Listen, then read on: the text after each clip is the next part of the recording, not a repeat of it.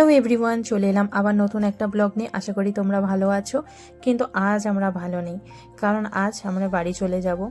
আর বিয়ের 6 বছর কেটে গেল, কিন্তু প্রত্যেকবার বাড়ি থেকে যাবার সময় ঠিক ততটাই কষ্ট হয়। তবে প্রথম প্রথম প্রকাশ পেয়ে যেত সেটা চোখের জলে, এখন সেটা আর প্রকাশ হয় না, মনের মধ্যে থাকে। আমার মনে হয় প্রত্যেকটা মেয়েরই তাই হয়, যতবার সে বাপের বাড়ি যায় অনেক অনেক আনন্দ নিয়ে যায়, আর ফেরার সময় ঠিক প্রত্যেকবার তার ততটাই কষ্ট হয়। কিন্তু কালের নিয়মে এটাই হয়ে আসছে, মেয়েদেরকে বিয়ে করে তার শ্বশুরবাড়ি চলে যেতে হবে, বাবা মাকে ছেড়ে সেখানেই থাকতে হবে। তো সেই নিয়মে আমরাও পালন করছি। জানি না পরবর্তীকালে পরিবর্তন হবেই কি না, আমার মেয়েরাও কি একই জিনিস করবে, নাকি আমরাও একটু পরিবর্তনের ছোঁয়া পাবো, যে মেয়েরাও থাকতে পারবে বিয়ের পর বাপের বাড়িতে বাবা মাকে কাছে। দেখা যাক। তো চলো, হয়ে গেছি রেডি। আর এখন মেয়েকে এই যে একটু মুড়ি খাইয়ে নিয়ে রেডি করে নেবো। সোফায় এসে বস, সোফাটা এসে বস।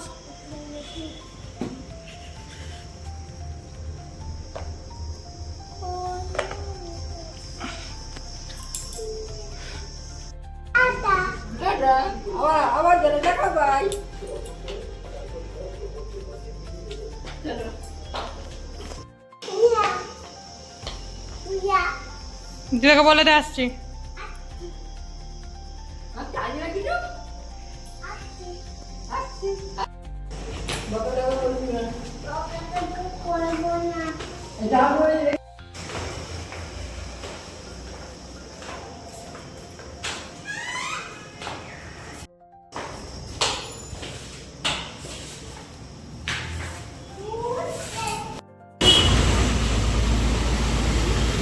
বলে আয় দাদাকে, ভালো করে বলে আয়।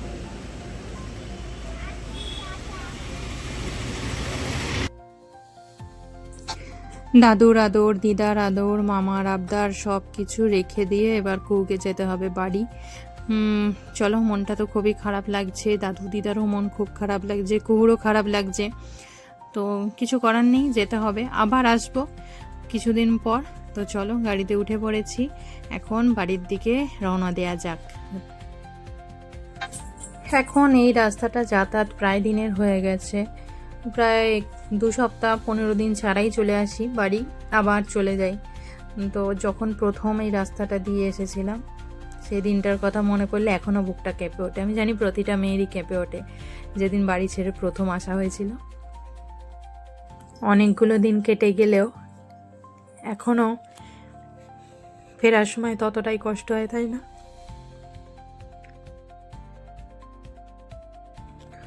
তো চলো, চলে এসেছি বাড়ি। আর এই যে সমস্ত কিছুই গোছগাছ করা আছে, আমার বর বাবাজি সব কিছু গুছিয়ে রেখেছে, যাতে বউকে এসে না কোনো কষ্ট করতে হয়। আগে প্রথম প্রথম না আমি এসে প্রচণ্ড পরিমাণে কষ্ট পেতাম, মানে হ্যারাস হতাম, চারিদিক অগোছালো হয়ে থাকতো, মানে যে একটা ব্যাচেলার ছেলের থাকলে যেরকম আর কি, একা থাকলে যেরকম হয়। তো এখন করে অনেক সংসারী হয়ে গেছে, তো তো সব কিছু গুছিয়ে রাখে, পরিপাটি করে রাখে, অনেকটাই চেষ্টা করে আর কি। তো এই হলো আমার ঘর। তো চলো, যতই ভাবি সংসারে কাজ নেই কাজ নেই, কিন্তু সংসারে ঢুকলেই পা দিলেই কাজ শুরু হয়ে যায়। মেয়েরা তো ঠিক কোথাও না কোথাও কাজ পেয়েই যায়, ঠিক চোখে পড়ে যায় যে এটা ঠিক বাকি আছে। তো এই দেখো, এর খুনসুটি শুরু হয়ে গেছে ঘরে ঢুকেই। তো কিছু করার নেই, আবার আমার মেয়েটা একা। তো শুধু মা আর মা, তারপর একটু বাবা। এই দেখো, কাজ নেই বলছিলাম, কাজ পেয়ে গেলাম। এই যে মুড়ির বস্তাটা রেখে গেছিলাম, বলেছিলাম হাফ ঢেলে মাকে হাফ দিয়ে দিতে, মানে আমার শাশুড়ি মাকে, কিন্তু তিনি বস্তায় হাত দেননি। তো মুড়িগুলো নরম হয়ে যাচ্ছে বলে আমি তাড়াতাড়ি মুড়িগুলো ছেলে নিলাম, আর যত বাসন মাজা ছিল সেগুলোকে একটু গুছিয়ে নিয়ে এবার একটু বসাবো চা। আজকে তো রান্না নেই, কারণ আজকে কালী পুজো, যার জন্যই চলে এলাম।